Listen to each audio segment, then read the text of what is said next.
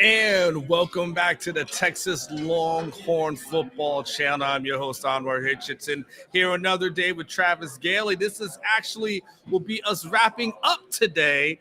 Even though there's going to be one more day, it's not going to be as many Texas activities going on.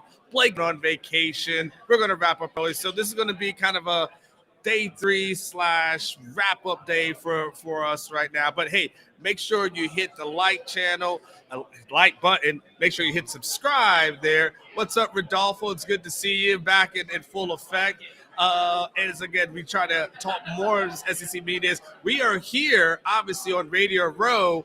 You know, the one thing about Radio Row that becomes challenging is that you got to be able to find the spot. And sometimes you don't have a designated spot. You have to take over a spot.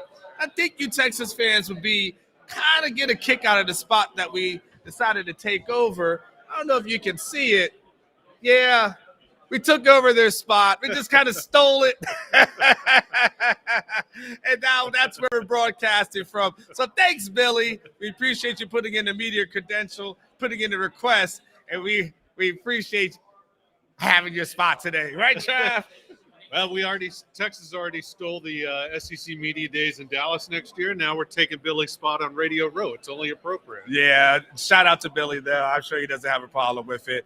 So here we are, like I said, day 3, Trav.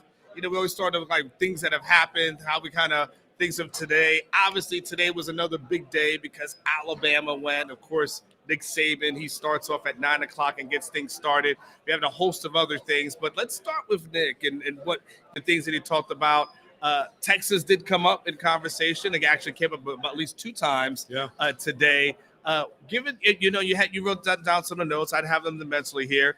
Let's talk about some of the things that Nick Saban said as relates to Texas. You know, the one thing, I mean, he was effusive in his praise of Texas, right? I mean, that much you expect from Nick Saban. It's not like he's going to come out and say, boy, those jokers aren't ready. Mm-hmm. In fact, he said quite the opposite, and you expect him to. He's like, Steve Sarkisian's a good coach, and he expects him to have the Texas team ready, not only this year when they go to Tuscaloosa, but next year going into the SEC as well. That was kind of the obvious thing. The thing that stuck out to me is he mentioned several times how young his team is, how they're lacking experience in a lot of places, obviously, especially quarterback, after losing Bryce Young to the number 1 pick in the NFL last year. So just peeking ahead to week 2 at the end of the college football season, Texas is going to be rolling into Tuscaloosa and facing an Alabama team that is still going to be very much finding their own footing and who they are. And Saban kind of talked about that it's the process, right? I mean, that he said they want to be a process-driven team, not a results-oriented team, that they're going to be working towards doing the right thing every day throughout camp in order to be able to do the right thing when they get into the season. But he talked about the process because he doesn't want expectations. And so that was how that came up, where right. He said, like, hey, I don't want to talk about expectations because then you kind of miss certain things. And so he shied away from that, which is interesting because that's the thing I've been talking about the past couple of weeks has been the thing that Steve Sarkisian has embraced has been, I'm ready for the expectations. And I think the biggest difference is it goes to the quarterback because when Absolutely. He was talking about the quarterback position, he mentioned the 3 guys. And he also mentioned that, hey, he felt like once they got into the season, they still may not know. Yeah. He said he's still not ready to name a guy. He's got 3 guys in competition. And so he's still waiting to see how that thing goes and how that thing's developed. And even as of today, when given the opportunity, he shied away from that. So I would shy away from expectations too if I didn't know who my quarterback was going to be. Absolutely. I was going to say, who would you rather – you have Sark embracing the expectations that Texas are going to at least play for, if not win the Big 12. And then you have Saban playing down the expectations, saying we have to focus on the process and take it one day at a time. If you were in Saban's shoes, you'd probably be doing the same thing too, right? Yeah, well, here's the quote from him was, if you have high expectations for what you want to accomplish, it makes you focus on the outcome, and you're very disappointed. So we prefer to focus on the process. So it's July, right? This is the time to guzzle the Longhorn fan. Yeah. You listen to Nick Saban today, And you got to at least kind of in your mind at some level start bumping up the expectations for what Texas could do. I'm not saying will do, but what the Longhorns could do when they roll into Tuscaloosa in week 2. Well, I mean, I think a lot of Texas fans give Texas clearly more than a fighting chance when it's all said and done. So it was very interesting to see how he was just kind of shying away from that. Praise, like you said, praise Texas and Sarkisian, and of course he's going to praise him. Of course he's a mentor, a protege, of him. But it really was kind of revealing that he felt he was very high in certain. You talked about Kool-Aid, right? Praise Kool-Aid, right? They talked about him being a future NFL player. Yeah, and he is. So you saw that, but you saw kind of a pull away as relates to that. I don't know, but Texas fans. If there's going to be a handing of the torch, and it's going to be handed to someone at some point, you felt like it's starting to get pried away just a little bit, not 100%, but just a little bit. Was there anything else, because it came up one more time, was there anything else that stood out to you about what Saban was talking about or said today? Well, I will add real quickly, when you talk about Kool-Aid, for Longhorn fans getting really excited about this game, just to temper expectations a little bit, because 2 of the players that Saban brought with him here today, Kool-Aid McKinstry and Dallas Turner, those guys are going to be high round 1 NFL draft picks next year. The defense, which is a Saban specialty, is still going to be loaded next year. They're going to have some talent up there. So temper expectations just a bit. Yeah. Arkansas went on today, and Coach Sam Pittman taught. You talked to KJ Jefferson, who has been here since at least 2011, it seems like. I thought it was going back to the days of Moses, part of the Red River. He has been here for a long time. I think Coach Pittman. That's okay. It's not a Bible channel, so this is not on that dial. So I don't think anyone's going to get mad at you. I think there was a conversation as far as playing Texas, and whether it's off the podium or not. But people I was around saying that he basically says he doesn't really want to play Texas every single year, rather have Missouri. There was a lot going on with the Arkansas thing. I'll start with you, and then we'll to. And it seemed like we'll go back to what I was talking. Hopefully, we can reconnect. Let us know if we're okay. But nonetheless, Arkansas talking about Texas and OU. What have you gathered from that? Yeah, I mean, Pittman to me nothing really stuck out to me, if I'm being completely honest. He did talk about growing up in Oklahoma, that he focused on OU more because he grew up in Oklahoma. He was an OU fan growing up. Then he moved to Eastern Oklahoma, and he was an Arkansas fan. So clearly Sam Pittman is somebody who is not going to be super Texas-centric in his remarks, right? I mean, OU and Arkansas are about two of the biggest rivals Texas has. But talking about Arkansas, that was another one, though, you're talking about another young team. Apart from KJ Jefferson, who's as old as Methuselah, they only have 4 starters returning on offense. So by the time Texas plays Arkansas next year in 2025, when they start SEC play, maybe the Razorbacks will have a little more experience since they're going to have so many inexperienced players this year. But just peeking ahead, and by the way, Jefferson could be back next year because he's still got his COVID year. So Texas may still face Jefferson again. Now, I did talk to him, by the way, about what he remembers from playing Texas in 2021. Yeah. Kind of like a breakout game for KJ Jefferson, right? I mean, he was still kind of a relative unknown. And by the time he was done with Texas, he was very much well-known and is now one of the best quarterbacks in the SEC. He talked about how they just decided that they were going to dominate from like the halftime on. Yeah. And I was like, well, too bad Texas didn't decide to just go out and dominate, because that was a whooping that day that many Texas fans won't soon forget. Yeah, I mean, they definitely asserted their will in that game, and that ended up being the game that kind of ended up being the end of Hudson Card when it was all said and done.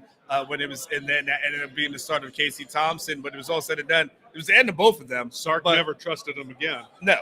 And, rightfully so. He praised him at some point and praised Hudson for, the tenacity and toughness that he had. I think that respect ended up being a little bit, more earned as the months went along.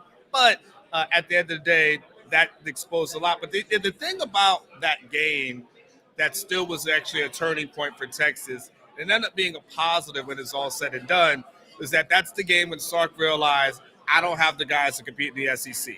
And that's when they realized, you know what, I got to go out. I've got to get the talent. I got to get the people in the trenches.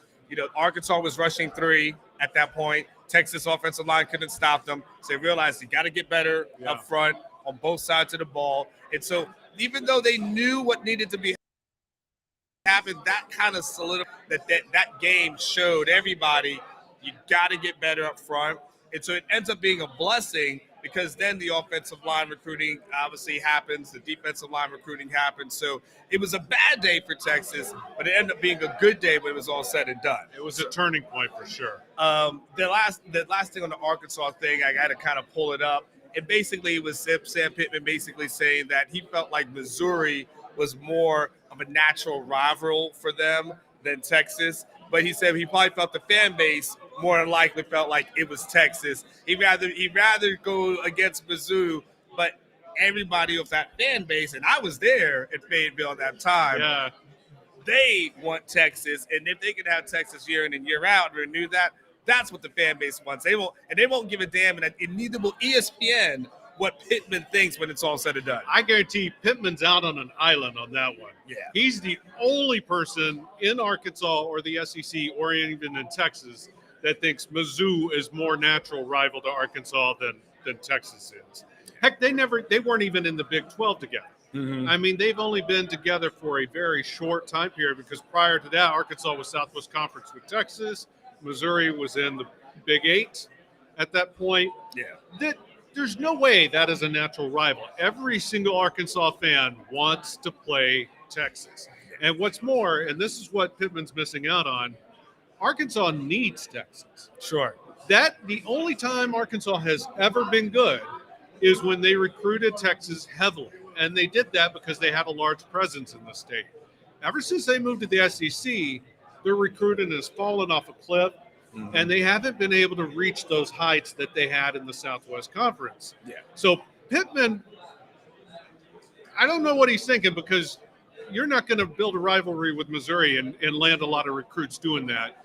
You can do that with Texas, and somebody in Arkansas needs to show him the light. He will be shown the light. I'm sure.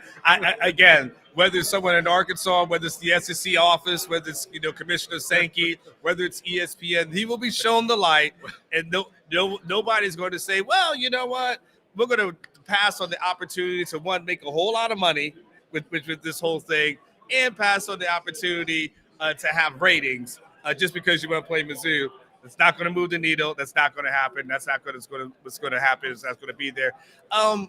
Florida and Kentucky went afterwards. I'm not quite sure much stood out about either single coach. The only thing that was a common theme for both of those guys is they were asked, hey, could playing against a Texas open up the recruiting doors for them in those states, whether it's Florida or whether it's for Kentucky? It's interesting for me because I think when you're in Florida, you still have that Southeast as kind of always going to be your predominant, recruiting area. Maybe you go in here and there, but the Southeast, that Florida, Georgia, Atlanta area, that's always going to be key for them. They also go up into the DC, Baltimore area. Well, they've had some success in there over the years. I don't see that happening for Florida. It would be kind of like having, again, a bunch of Florida athletes going into Texas. This is probably not the thing. Kentucky, potentially, but even them, and I feel like their coach kind of pushed back on that as well, that say, like, potentially could, but it didn't seem like he was something that was really gung-ho about. No, I mean, Stoops certainly Mark Stoops, Kentucky's head coach, certainly knows the power of recruiting Texas. I mean, the Stoops brothers have been living on Texas recruiting and making millions off of it. Mm-hmm. So he's certainly going to do his best to come in and get players when he can. But he's got to realize, and he knows this as well as everyone else does, he's going for the lower tier level of players, right? He's going at the kids who are getting recruited by Missouri or somebody else that ilk, that's who Kentucky's going to try and get. Now, Florida is interesting. Billy Napier, the head coach, did talk about their core 5 states of being like Florida, Alabama, Georgia, and the 2 Carolinas, North and South Carolina. That's where they focus on, and especially Florida, because it's such a talent-rich state. But they do cherry pick out of Texas. They've had some players come out of the state, some highly rated, and go on to Florida, including the 4-star quarterback Derek Lagway, who's committed to Florida now. Whether they can hold on to him if they have another poor season like they had last year remains to be seen. But they're not going to abandon the state. They're just going to cherry pick it. Yeah. So that I did find that interesting. The other thing I took away from both of these guys were more big picture. They're certainly not Texas specific at all. But I found it interesting, so I'm going to mention it. One, Florida opens its season playing well, or first or second week, they play Utah this year on the road in Utah. If you remember, I don't know if you watched it last year, the game was in the Swamp, and it ended up being a very good game with former Texas quarterback Cam Rising leading Utah to a win on the road. But Napier talked about how much study and work they put in getting ready to play at high altitude. He said they've got a plan for it. I don't know what you can do to simulate high-altitude games playing in the Swamp, right? I mean, I'm pretty sure Gainesville is like just right at sea level or maybe even a little below sea level, depending on where you are in the city. But anyway, I thought that was interesting. The other thing I really that stood out to me from Mark Stoops' Kentucky presentation, I thought it was a nice moment when in his introduction, he talked about Kirk Herbstreit, the ESPN analyst, whose son Zach has been dealing with a heart condition, was hospitalized for a while, and is now home recuperating. He talked about that and said, he was thinking about Herbstreit and just wanted to let people know that that's still ongoing. I thought that was a nice moment. Football's football, and it's great, but life still trumps everything. So as we wrap up and get ready to kind of conclude, I don't necessarily need us to think about what happened this week. I want us to push forward to 2024. You've been here, you've experienced it. This is my second SEC Media Days. This is your first. When Texas comes here next year, and they led by Steve Sarkisian and whatever players are left, because we're expecting a lot of players to turn pro after the season. So whoever are the leftover guys, maybe like Kelvin Banks could be a guy that's there.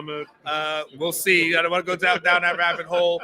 What should Texas fans expect to see, and what should the Longhorn Nation that has not experienced this, that may not be watching SEC Media Days, what should they expect to see, and talk about how you think Texas will fit in based on maybe some of the conversations that you've had? I think it's going to be – I think Texas is very much going to be front and center next year, and not just because it's their first year, but because it is Texas. And with all due respect to Texags and Billy, whose table we've stolen for this video, it's that trumps anything that the SEC has seen out of like Texas A&M, right? This is a blue blood of college football coming in, and OU.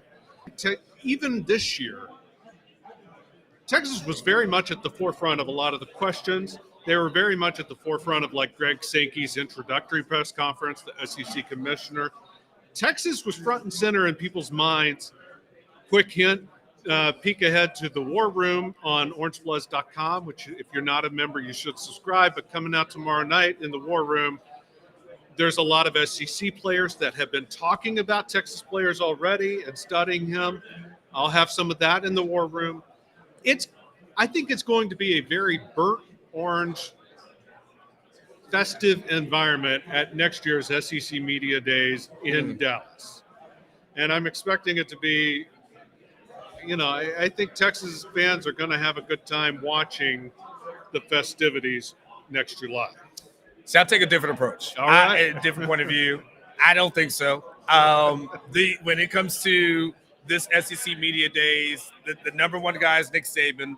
And as long as he's in this conference, as long as he's in this league, he ends up being the person that everyone kind of bows down to. Even with Kirby Smart here, he ends up being the person that I can tell you that talk to all the media members. He is the most important component for SEC Media Days. I don't see that changing at all, barring Texas competing for a national title in that conversation. Yeah, I don't disagree with you that Saban is the GOAT. He's the one who drives this bus, right? Like the energy in the room here this week amped up multiple levels when Nick Saban came in. It's just different. But what I am saying is, apart from maybe Saban, there's going to be a lot of focus on Texas, not just when Texas is at the podium, but when the other coaches and players come through too. There's going to be a lot of people thinking about and asking about Texas, and the SEC coaches and players are going to have to address that throughout the week next week. Oh, sure. I mean, that's being there. I'm just saying they weren't the headliner. So that's all I'm saying. Like, they will not be the headliner when it's all said and done. Alabama will still be the headliner. Georgia will be the kind of the code that's there. Texas will get a lot of attention, and rightfully so, for them being the new kid on the block and all that entails. But this will, in Big 12 Media Days, it's all about Texas and everybody else. Here, Texas will kind of have to fold in. Still have a lot of attention. Still going to be a lot of people talking about them. But they're going to have to earn it here. Like they've made sure, even in the off season, hey, Texas, you can attend the spring meetings. You can't have a vote. All right, you have to sit. Hold on, Travis. Let me finish the thought. You're becoming a young catch right now, and interrupting. You can, even in the spring meetings. They say you can attend, but you can't vote. Right? They've allowed them to be a part of it, but they've also put them in their place to say, hey, you're still going to have to earn this. And I think there will be folks that say, especially the incumbents who have been there, they made it clear it's cool to have Texas. It's great to have Texas. Everyone, is going to say to themselves, ooh, Texas is here. The media will, and it will be new to the media for sure. But from the coaches themselves, that's not going to happen. Who do you think is going to get more attention next year at the SEC Media Days? Nick Saban? Well, Arch Manning won't be here. Just kidding. I was going to say, Arch Manning won't be here because maybe he would have to be in a quarterback competition, and if he's in a quarterback competition, he will not be here. So maybe 3 years from now, that's a possibility. But hold off on you guys are taking it too far. All right, guys, we've gone over our time. So we've appreciated you. I hope you've enjoyed our coverage here. By the way, it's still Wednesday night, so because it's Wednesday night, I will still have Drunko tonight. As long as the reception in the hotel room is good enough. As long as I got a good enough internet, then I will definitely do that show. If not, I'll figure out something else. We still got some great things that are going. Expect a great interview that I've done with Bama Online. That'll be there on Friday. We've still got tons and tons of content. If you haven't seen any of the things, go back and look at some of the videos that Travis and I have done. It's been great for us all week. I appreciate Travis coming in here. Appreciate you feeling. Give us a parting shot, Travis, before we head out. My only parting shot is I think when we leave here, we should go get some carrot cake. Boy, so how things gonna get blown out in media days, so it is. So, all right, guys, you guys take care. We appreciate you. Make sure, if you haven't done it, hit the like button. If you haven't subscribed to the channel, hit subscribe. We're one of the few people out here doing daily videos. I think we're the only one, Longhorn, anything out here doing daily videos for you. So at least like that effort, because we appreciate it. We need it. Travis, my main man Blake, and for everyone in the Orangebloods crew, we appreciate you watching these videos and supporting. And we guys, I guess we'll talk to you soon.